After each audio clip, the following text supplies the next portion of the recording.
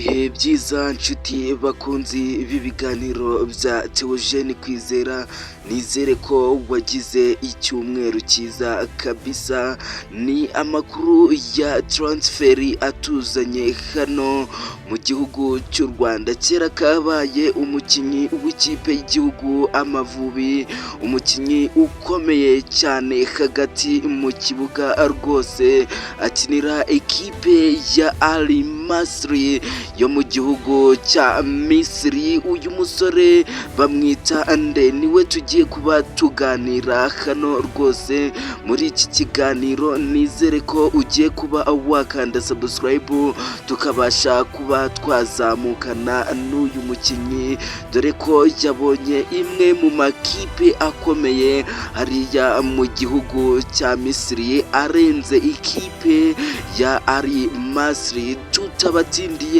tutabatindiye rwose, uyu musore bamwita Mugisha Bonheur Casemiro. Uyu Mugisha Bonheur Casemiro nyuma yo kwitwara neza cyane mu ikipe ya Al Masry ndetse n'ikipe y'igihugu Amavubi, rwose yamaze kubona amwe mu makipe ari kugenda amushakisha ku buryo bukomeye cyane.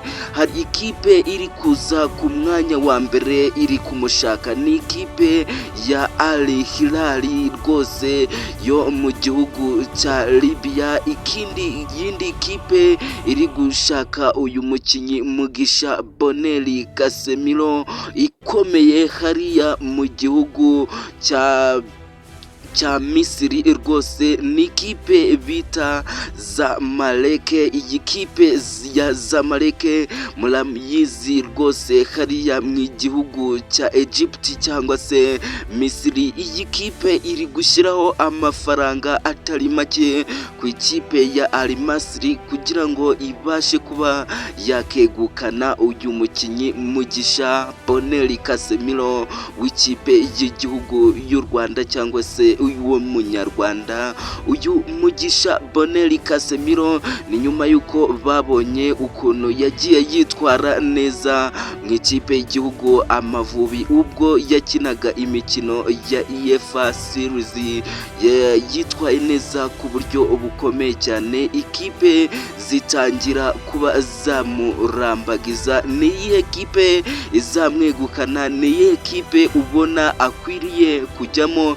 Igitekerezo cyawe kirakenewe hano muri komenti. Nizere ko uri buze kuba wagira icyumweru cyiza ndetse n'ukwezi kwiza kwa kane.